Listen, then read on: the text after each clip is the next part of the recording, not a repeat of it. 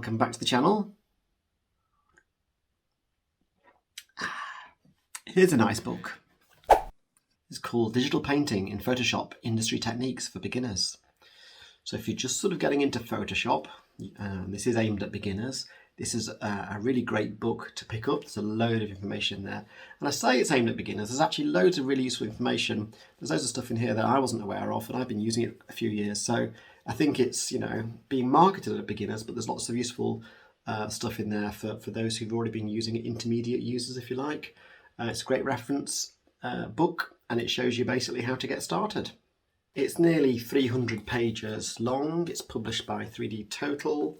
It's kind of, it's soft back, but it's that really nice, it's very sort of bendy and therefore very durable soft cover. I think this is, it's not going to like rip or tear or anything like that. It's kind of got these, it's almost like a dust jacket as well, a fake dust jacket I call it, where it sort of folds out like that. Let's have a look what this book is all about. If you want to work professionally, especially in the gaming industry, then Photoshop is an absolute necessity. Yeah, I mean, obviously, you can use Photoshop for other things too. Yeah, it's hard to imagine a world without Photoshop, isn't it, really? How else would you create incriminating photos of colleagues, for example? Anyway, this was published in 2018. Good little bit of artwork there that you're greeted with automatically. Okay, so here's the contents page. We've got introduction, got some tutorials here, look. Fancy landscape, alien crash site, steampunk explorer. And then we've got basic functions, glossary index, and acknowledgements. So let's have a look. And this is telling you how to use this book. Sort of giving you an idea of the format, and you've got tip boxes and stuff as you go along, and other things to look out for. There appear to be downloaded resources that you can get from the 3D Total website as well. Okay, introduction to digital painting. So I'm going to sort of keep going through the book page by page. Show most of the pages, but probably not all, just to give you an idea of what's in here. Just about the different bits of hardware that you may or may not need. Funding permitting. Obviously, tablets are pretty key, as well as the software itself. Other bits of hardware. It's a software guide. Here's an introduction to Photoshop.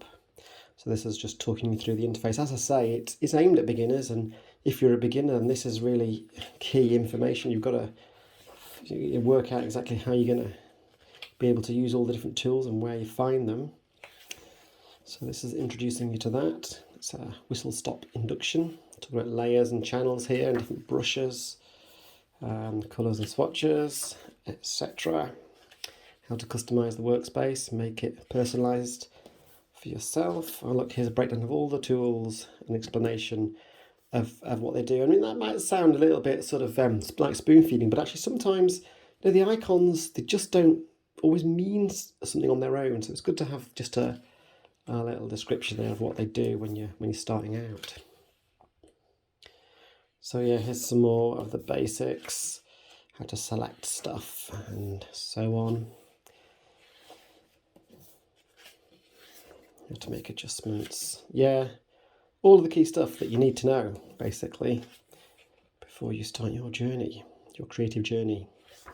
There's a fair bit on brushes here, because there's a fair bit to know about brushes, actually. Layers, yeah. It's all about managing the layers and the selections, I think, as far as I'm concerned. Once you've got a good handle on managing your layers and selections, and it's really powerful when you combine both of those things, then you're laughing, aren't you? Okay, so let's carry on. So this is the first of the kind of case studies, if you like, fancy landscape. So the concept artist here that we're talking about is James Wolfe Strehler, or Streel, not sure about the pronunciation. So he's talking through how to set it up first of all. Getting your brushes selected. doing a composition sketch first of all as well. There's tips here about moving around the campus. Not the campus, the canvas. What am I on about? I will say now that you need to know the shortcuts, I think, when you're starting out. It really pays to learn those from day one because, you know, for example, I just use them as much as possible. I use a keyboard shortcut. The more you can use those and less mess about with the cursor on the screen, the better, and the more efficient you'll be as a Photoshop user. So this is all about building up the tone and the colour layers here.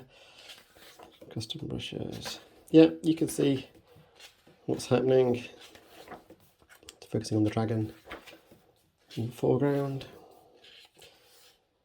Using this warp tool. So yeah, it's really nicely laid out, this book. Really clear. I like the format that they've gone for. It's nice. It's clear what you have to do.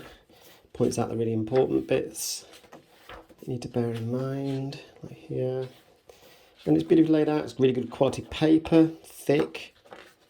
Yeah, can't see this ripping easily. That is creepy, and I do not like it. But it's also very good. Look at that eye, it's like marble. Ooh. I mean, I know you get creepy clouds, but that is probably one of the creepiest I've seen. Worse than Pennywise, that's for sure. So we're now on to the alien crash site. I'm going to stop talking a bit and just keep kind of flicking through, because otherwise all you're going to do is hear me prattling on and on and on. Alien crash site, we'll skip a bit. You can see this one coming together. It's a great bit of work as well. Love a bit of sci-fi. Okay. I mean, there's no expense spared there. You know, they've gone into a lot of detail about that, how that was created. I love the light highlights as well. Really sets that one off. Some more about his portfolio there. And then we're on to I think the last one, aren't we? The last case study, Steampunk Explorer. This is by Daria Rashev, who's based in Russia by the looks of it.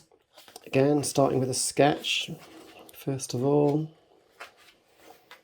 Guessing the artist must have worked really closely with the publishers here to put this book together, because they've had to deconstruct their the process step by step. I like this.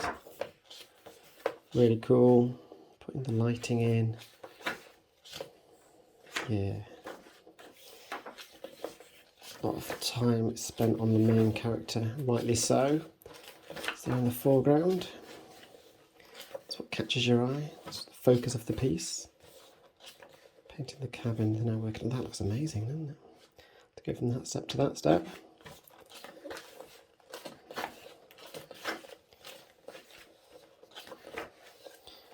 Yeah, there's a lot of steps. There's 58 here, 60. Just completing the vehicle. How many steps does this actually go up to? A lot. It's looking pretty finalised now. Oh yeah, final adjustments, 75. Here's like the summary in a series of thumbs. And I guess that is the final piece. Really good. Yeah, like it. And here's some more of her work. Some more portfolio pieces. Okay, now on to basic functions. These are little kind of how-to vignettes, I suppose. And then we got a glossary. That's useful. I mean, you know, when you're starting out again, what's the MYK again? How's that different to RGB?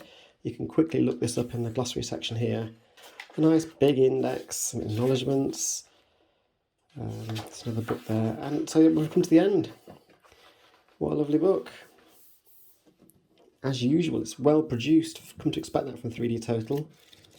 And it's really full of interesting and useful tips about using Photoshop. So it retails at $29.99 in the UK.